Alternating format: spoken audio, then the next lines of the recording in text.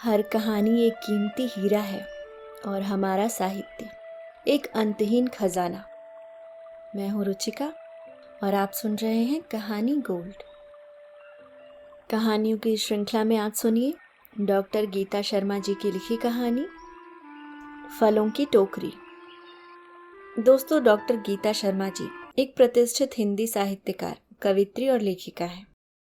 वह मुख्य रूप से अपनी कविताओं, नवगीतों और सामाजिक सांस्कृतिक रचनाओं के लिए जानी जाती हैं। तो आइए आनंद लेते हैं कहानी का। अपने मायके गए हुए मुझे बरसों हो गए हैं और उस दिन के बाद से तो मेरा मन भी नहीं होता कि मैं वहां जाऊं। कई बार तो विश्वास भी नहीं होता कि मेरी मम्मी ने मुझसे वह बात कही थी। उनकी बातों की किरचें मुझे अभी तक चुभती हैं। कई बार लगता है कि वे ऐसा सोच भी कैसे पाईं, या अपनी खुद की बेटी के प्यार में वह इतनी अंधी हो गईं कि उन्होंने बोलने से पहले ये भी नहीं सोचा कि ये सब सुनकर मेरे मन पर क्या बीतेगी। हालांकि वे कई बार अपनी उस बात के लिए अफसोस जता चुकी हैं कि वे मिसेस खन्ना के बहकावे में आकर ऐसी मूर्खता कर बैठी। वे क्षमा याचना कर मुझसे वह सब भूल जाने की उम्मीद में रहती हैं। फिर भी मैं चाह कर भी उन्हें माफ नहीं कर पाती। वे हर बार घर आने के आग्रह करती हैं, पर मेरे पास इसे ठुकराने का कोई न कोई बहाना रहता है।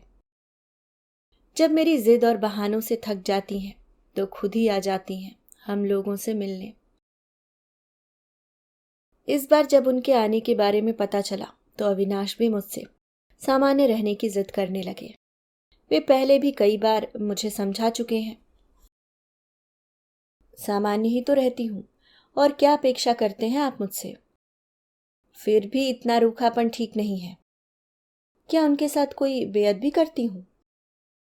उनका ध्यान भी अच्छे से तो रखती हूं। इतनी कठोरता ठीक नहीं है सुनिधि, तुम्हारी माँ है वो। अरे हर कोई नहीं समझ पाता ये सब। तुम नाहक ही इस बात की गांठ लगाकर बैठ गई हो। छोड़ो भी, उन बातों को भुला देना चाहिए जो दुख देती हैं। नहीं तो दर्द की अवधि कभी समाप्त नहीं होती। वे माँ है, बच्चों के लिए माँ कभी कभी स्वार्थी हो जाती है। स्वार्थी या अंधी? मैंने तुनक कर पूछा। क्या यही वह अपनी बेटी के साथ कर सकती थी जो वह मुझसे चाहती थी? वे ऐसा सोच भी कैसे सकती हैं? इतना घिनौना। कहते हुए मेरा मुंह तक कसैला हो उठा।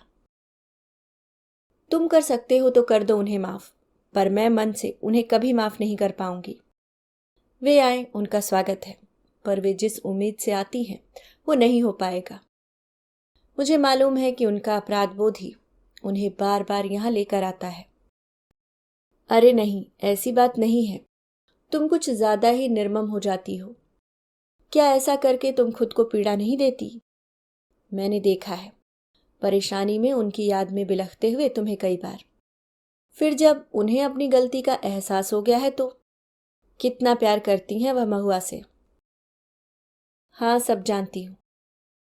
ठीक है, जब तुम कुछ समझना ही नहीं चाहती तो फिर ये वार्तालाप निरर्थक ही है। कहते हुए अविनाश बाहर निकल गए और मेरे मन से टीस के साथ उस दिन की बातें और उनसे उपजा दर्द भी निकल आया। महुआ को लेकर पहली बार घर गई थी मैं। साल भर की थी महुआ, और इस बार हमने उसका जन्मदिन सबके साथ मनाने का प्लान किया था। आयोजन बृहद स्तर पर मनाने की तैयारी शुरू हो गई।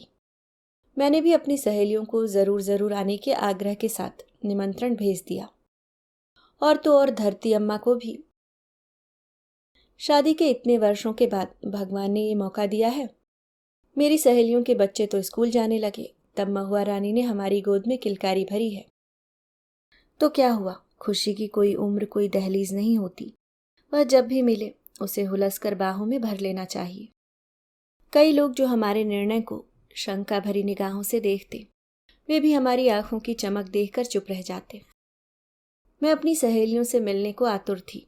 इतने समय बाद उनसे मिलना मेरा उत्साह बढ़ा रहा था।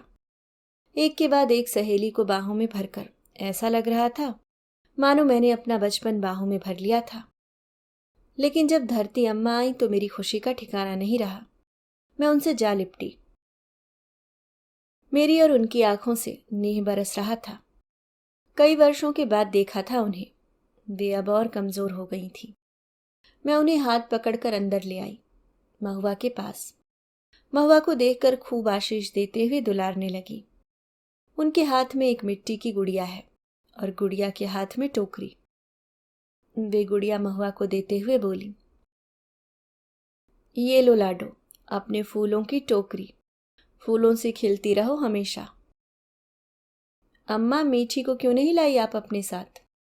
मैंने पूछा तो वे बोली, अरे आज उसका भी जन्मदिन है ना, तो उसकी सहेली आई है, उसी के पास छोड़कर आई हूं, बस जल्दी निकलूंगी। अरे ये तो धरती अम्मा है ना, ये कहाँ मिल गई तुम्हें? उन्हें देखकर मेरी सहेलियां भी हैरान रह गईं।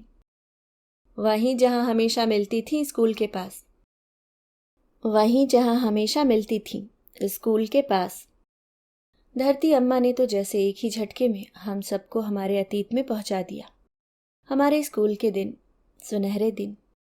इतने सालों बाद हम सब मिले थे तो हंसी ठहाके गूंज रहे थे, और साथ में गूंज उठी हमारे बचपन की गलियां और उनमें साथ बिताए पल।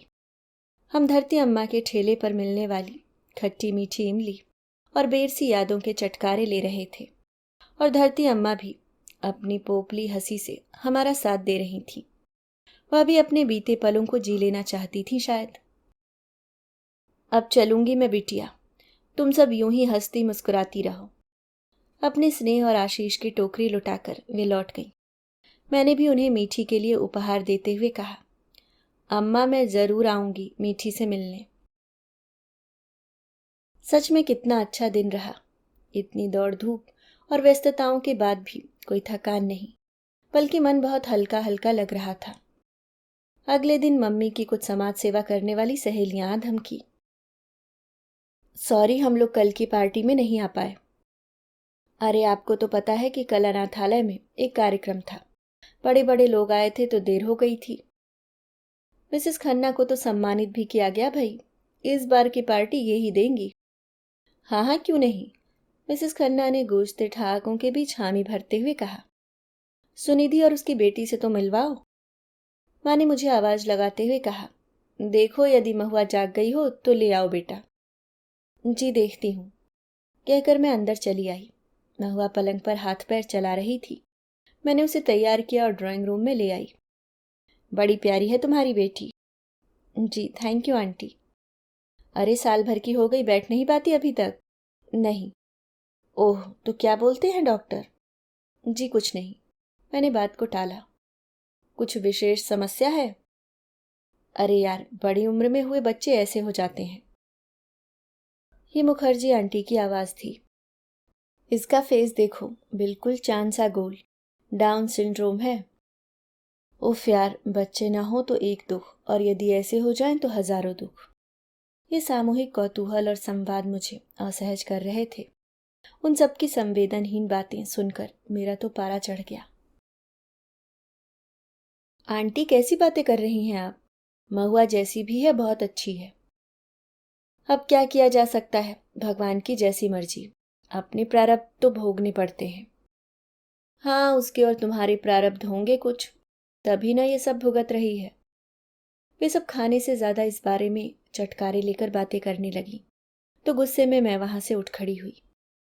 मैं ऐसा नहीं मानती, कहते हुए मैंने महुआ को गोद में उठाया और अंदर आ गई। उनकी बातों से पीड़ा से अधिक अफसोस हो रहा था। रोते रोते मैं सोच रही थी कि किस तरह के होते हैं ये लोग, जो इस तरह की बातें कितनी सहजता से कर लेते हैं। संवेदनहीन और पूरी तरह से खोखले। ये लोग क्या समाज सेवा करते होंगे।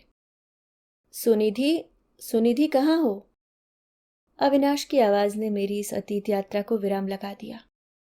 अरे कहाँ खो गई हो? तुम्हारा फोन कब से बज रहा है, उठाती क्यों नहीं हो? ओह, उठाती हूँ। देखा तो सुमित का फोन था। हेलो दी, क्या हाल, बड़े दिनों बाद याद आई, कैसे हो? दी आज मम्मी को। रुंधे गले से निकल रही सुमित की आवाज ने मेरी हृदय गति को तेज कर दिया। मम्मी को क्या? मम्मी हॉस्पिटल में है, उन्हें हार्ट अटैक आया है।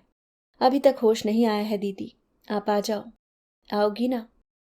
हाँ हाँ ज़रूर, हम लोग बस अभी निकलते हैं। तुम चिंता मत करना, सब ठीक हो जाएगा। मम्मी को कुछ नहीं होगा। कहने को तो कह दिया, पर मैं खुद भी अपने पर काबू नहीं रख पा रही थी। मेरे हाथ पैर कांप रहे थे।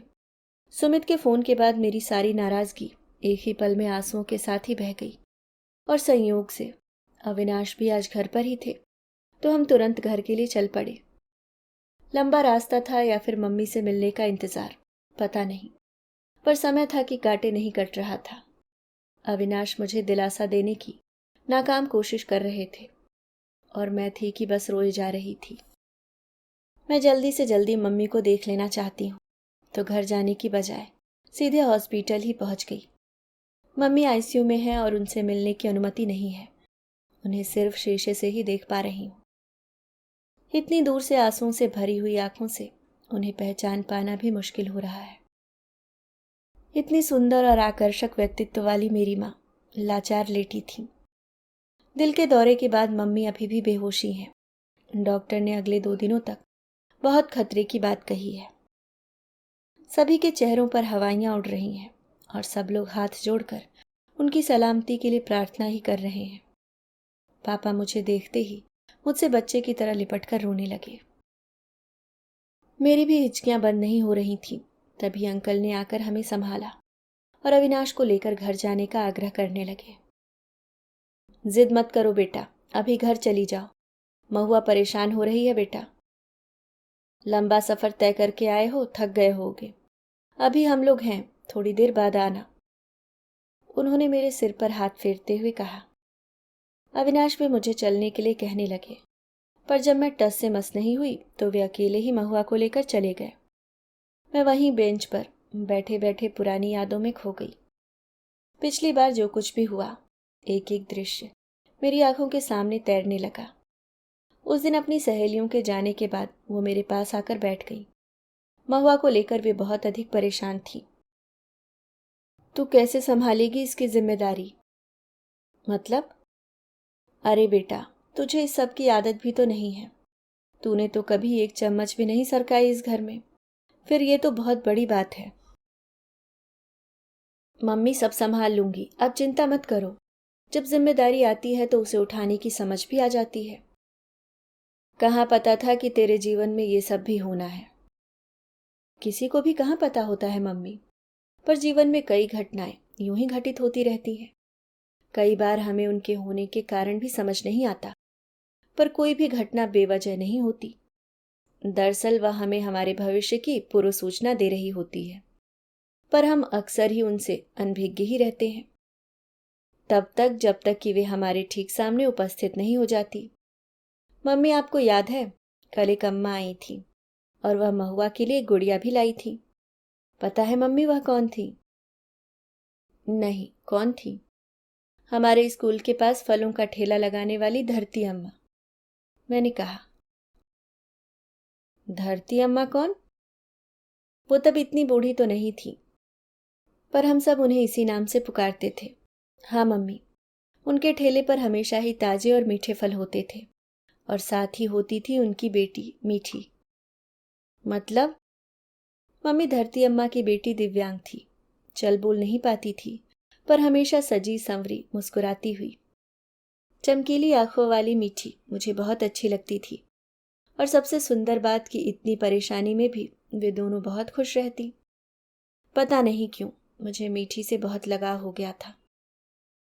मैंने न जाने कितनी गुड़िया उसे दी होगी, कितनी कॉपी, पेन, पेंसिल, रंग। मुझे जब भी लगता उनकी मदद करने की कोशिश करती, यहाँ तक कि अपनी पॉकेट मनी भी उन्हें यह कहकर दे देती कि अम्मा रास्ते में मिले। कोई आए मांगने तो दे देना। मैं उन्हें हमेशा देखती। जब भी वह अपनी बेटी को अपनी पीठ पर लेकर आती, मुझे बहुत आश्चर्य होता था। मैं पूछती थी, अम्मा आपको कितनी परेशानी होती है, आप इसे यहाँ क्यों लेकर आती हैं? तो वे हंसकर जवाब देती, नहीं बेटा, इसे कैसे छोड़ सकती हूँ, ये तो मेरी फलों की टोकरी है। मेरे कर्मों के फल? कर्मों के फल मतलब अम्मा? बेटा, जैसे मैंने फल बेचने का काम चुना है, वैसे ही भगवान ने इसके लिए मुझे चुना है। भगवान चुनते हैं तो फिर शिकायत कैसी? इसलिए मैं रोज मंदिर में फल चढ़ाती हूँ और भगवान से प्रार्थना करती हूँ कि अगर आपने मुझे ये फलों की टोकरी दी है तो इसकी अच्छी तरह पालन करने का धीरज भी देना। आपको कितने दुख हैं अम्मा। नहीं बेटा, ऐसा नहीं है। मैं खुश हूं क्योंकि मैं भगवान के निकट हूं। तभी तो उन्होंने मुझे चुना है, एक विशेष काम के लिए। फिर कुछ देर रुककर बोली, पता है बेटा, सुख हमारे शरीर के जेवर होते हैं, जबकि दुख हमारी आत्मा के आभूषण। सुख में हमारी देह चमकती है, जबकि दुख में आत्मा। शायद दुखी हमारी आत्मा को शुद्ध करते हैं, इसलिए दुखी व्यक्ति ईश्वर के अधिक निकट और प्रिय होते हैं। फिर भी अम्मा, आप कैसे करती हो ये सब? बेटा, ये सब किस्मत के खेल हैं। किसी के हिस्से फूलों की टोकरी आती है तो किसी के हिस्से फलों की। ईश्वर को अपनी सेवा जिस रूप में जिससे करवानी होती है, वह उसे वैसी ही टोकरी थमा देते हैं। किसी के हिस्से सिंगार आता है तो किसी को उनकी देखभाल करने का, पालन करने का काम देते हैं। सब काम बस राम का काम। जो भी जिम्मेदारी सौंपी है ईश्वर ने, मैं तो बस वही कर रही हूं, प्रभु सेवा। समझी बिटिया? कहकर हंस पड़ी। तब तो मुझे ज्यादा कुछ समझ नहीं आया था मम्मी, पर अब जब पीछे मुड़कर देखती हूं तो लगता है जैसे प्रभु ने मेरे हिस्से में भी फलों की टोकरी ही दी है। मुझे चुना है महुआ के लिए। ये सब किताबी बातें हैं, सुनने में अच्छी लगती हैं, लेकिन जब वास्तविकता के धरातल पर सामना करना पड़ता है तो ये ज्ञान काम नहीं आता। तू दिल से नहीं, दिमाग से सोच बेटा, प्रैक्टिकल बन। सामान्य होती तो कोई बात नहीं थी बेटा, पर ये तो सामान्य भी नहीं है। हाँ मम्मी, सामान्य नहीं, विशेष है। तो अरे, मैंने देखे हैं ऐसे बच्चे। ऐसे बच्चों के माता पिता को भी कितना संघर्ष करना पड़ता है, तुझे तो अंदाजा भी नहीं है। कोई जिंदगी नहीं रह जाती, पूरी जिंदगी खप जाती है ऐसे बच्चे संभालते संभालते। मम्मी, आपकी जिंदगी नहीं खपी मुझे और भाई को पालने में? वो बात नहीं है बेटा, तू समझ क्यों नहीं रही, या फिर समझना ही नहीं चाहती? क्या समझूं मम्मी? हर माँ बाप को मेहनत करनी पड़ती है। हर किसी के अपने अपने संघर्ष होते हैं और अपनी लड़ाई। हाँ, लेकिन फिर भी उन्हें पता होता है कि उनके बच्चे सफल होंगे। पर यहाँ तो महुआ का भविष्य दिख रहा है ना बेटा, केवल और केवल अंधकार ही है। मम्मी, क्या बोल रही हैं आप? बेटा, ठीक ही कह रही हूं। तू कहे तो? मैं कहूं तो क्या मम्मी? महुआ को अनाथालय में छोड़ आए। क्या कहा आपने अभी?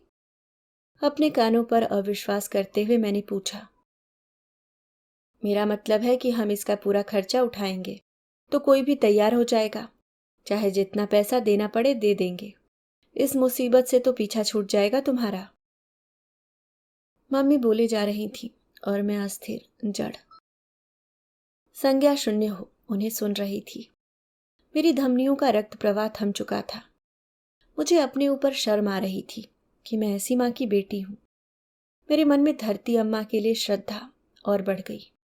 वह इतनी गरीब और अशिक्षित होने के बाद भी अपनी दिव्यांग बेटी को इतने प्यार और जिम्मेदारी से पालती है, जबकि मेरी माँ मुझे इस जिम्मेदारी से पल्ला झाड़ने की सलाह दे रही है। मुझे तो भरोसा ही नहीं हो रहा था। सच में ऐसी तो नहीं है मम्मी, वे ऐसा सोच भी कैसे सकती हैं? मैंने कोई प्रतिक्रिया नहीं दी और महुआ को गोद में उठाकर तुरंत घर छोड़ने का निश्चय कर लिया। मैं इतनी डर गई थी कि मुझे लगा जैसे मेरी बेटी यहाँ एक क्षण भर के लिए भी सुरक्षित नहीं है। अविनाश ने बहुत पूछा कि अचानक ऐसा क्या हुआ, पर मैं तो रोए जा रही थी लगातार। क्या बताती उन्हें? अविनाश के बहुत पूछने पर जब मैंने उन्हें बताया तो वे भी अचंभित रह गए। हालांकि उन्होंने मुझे इतना कठोर कदम नहीं उठाने के लिए कहा, पर मैं तो जैसे तय कर चुकी थी कि अब मुझे अपने घर कभी नहीं जाना। पर आज अचानक इस तरह आना पड़ा। मम्मी को इस हाल में देखकर तो सब्र का बांध टूट गया। तभी जब नर्स ने आकर बताया कि मम्मी को होश आ गया है, तो मैं बदहवास सी उनसे मिलने दौड़ पड़ी। मम्मी, मम्मी, मैंने उन्हें आवाज़ दी। उन्होंने धीरे से अपनी आंखें खोली और मुझे सामने देखकर रोने लगी। अरे क्या हुआ मम्मी? आप रोइए मत, सब ठीक हो जाएगा। उन्होंने इशारे से पूछा, महुआ कहाँ है? घर पर है, अपने पापा के साथ। सुनकर उन्होंने अपनी आंखें बंद कर ली। दिन प्रतिदिन उनकी हालत सुधर रही है, पर अभी भी ठीक से बोलने चलने की स्थिति नहीं है। वो अभी भी हॉस्पिटल में ही है। एक दिन घर लौटते हुए मैं अपने स्कूल के सामने वाली सड़क पर थी। अचानक धरती अम्मा की याद हो आई। पर ये क्या, स्कूल के सामने भारी भीड़ थी। जब उतरकर कारण जानना चाहा तो कोई बोल रहा था, अरे बहुत विरला संयोग है, दोनों माँ बेटी एक ही दिन में चली गईं। सुनकर मेरी हृदय की धड़कन किसी अनहोनी की आशंका से बढ़ जाती है। भीड़ को चीरते हुए मैं आगे बढ़ी। सामने का दृश्य मेरी आशंका को सच कर रहा था। धरती अम्मा और मीठी दोनों ही वहीं जमीन पर पड़ी हुई थीं। मैंने अविनाश को फोन करके तुरंत आने को कहा। अविनाश धरती अम्मा और मीठी से मेरा लगाव जानते थे। उन्होंने आकर मुझे संभाला और फिर उनके अंतिम संस्कार की व्यवस्था करने में लग गए। मैं दोनों को श्रद्धा सुमन अर्पित करके लौट तो आई, पर मेरी स्मृतियों के परिदृश्य में अभी भी एक पुराना वाकया गूंज रहा था। उस दिन बहुत बारिश हो रही थी। जब स्कूल से बाहर निकली तो सड़क किनारे मिट्टी पर फिसल गई। धरती अम्मा ने देखा तो दौड़ती हुई आई और अपनी साड़ी का पल्लू फाड़कर मेरे पैर से बहते खून को रोकने में जुट गई। वे मुझे सहारा देकर उठाकर अपने ठेले के पास तक ले आईं। मेरी सहेलियां भी मेरी देखभाल कर रही थीं। कोई दौड़कर रुई ले आया तो कोई रुमाल से पोंछ रहा था। धरती अम्मा ने तो बारिश से बचाने के लिए मीठी का फटा छाता तक आकर मुझे ढक दिया और पापा के आने तक मुझे संभालती रही। ठीक होने के बाद जब स्कूल गई तो मैं मीठी के लिए एक छाता लेकर गई। छाता हाथ में लेकर अम्मा रोने लगी और मुझे ढेर सारा आशीर्वाद देकर बोली, तुम्हारी इस बात से हमें एक कहानी याद हो आई। चलो आज तुम्हें अपने बचपन की कहानी सुनाते हैं बिटिया। एक जंगल में रहने वाले दो मित्रों की कहानी है। एक था मिट्टी का ढेला और दूसरा था एक पत्ता, जो बिल्कुल एक जैसे नहीं थे पर थे पक्के दोस्त। मिट्टी का ढेला जब भी ऊपर देखता उसे हरे भरे गाना गाते पत्ते दिखाई देते। वह सोचता, कितना अच्छा है ना इनका जीवन, ऊपर रहते हैं और हवा में झूलते हैं। वह उन्हें खुश देखकर खुश होता। वो अक्सर उन्हें देखता रहता और अपने जमीन पर पड़े होने पर दुखी रहता। फिर एक दिन तेज हवा चली और एक पत्ता पेड़ से टूटकर नीचे जमीन पर आ गिरा। हवा उसे इधर उधर थपेड़े मार रही थी। वह जान गया कि उसका अंत निकट है। ये तेज हवा उसे न जाने कहाँ उड़ा ले जाएगी। तभी उसे धीमी आवाज सुनाई दी, इधर आओ मेरे प्यारे दोस्त पत्ते, मेरे पास आकर मुझसे लिपट जाओ, मैं तुम्हें बचा लूंगा। पत्ते ने हैरानी से अपने आसपास देखा तो वही मिट्टी का ढेला उससे बात कर रहा था। पत्ता उससे लिपट गया और उसने अपनी पूरी ताकत से पत्ते को हवा के साथ उड़ जाने से बचा लिया। एक दूसरे का मित्र बनकर दोनों बहुत खुश थे। फिर एक दिन हवा के साथ तेज बारिश शुरू हो गई तो मिट्टी का ढेला डरने लगा, क्योंकि तेज बारिश का पानी उसे गला देगा।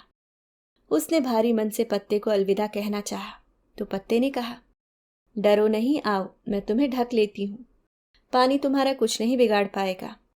और पत्ते ने ढेले को पूरी तरह ढक लिया। बारिश होती रही पर वो दोनों एक दूसरे को थामे रहे। इस तरह दोनों ने मिलकर संकट का सामना किया। लेकिन एक दिन जब पत्ता अकेला था, आंधी तूफान के साथ बारिश शुरू हो गई। वह डरकर इधर उधर देखने लगा, पर तेज हवा उसे अपने साथ न जाने कहाँ उड़ा ले गई। और तभी बरसते पानी ने मिट्टी के ढेले को छुआ और देखते ही देखते मिट्टी का ढेला गलकर मिट्टी में मिल गया। एक दूसरे से अलग होते ही दोनों बिछड़ गए, हमेशा हमेशा के लिए। हम अपनों के साथ ही सुरक्षित रहते हैं। ये कहानी मुझे धरती अम्मा ने क्यों सुनाई थी, ये आज समझ में आया। सच में कई कहानियों में हमारे जीवन का रहस्य छिपा होता है। हमें तब पता नहीं होता जब हम उसे सुनते या पढ़ते हैं, बल्कि तब समझ आता है जब हमें उसकी जरूरत होती है। मुझे महुआ के लिए पत्ती और मम्मी के लिए ढेला बनना है।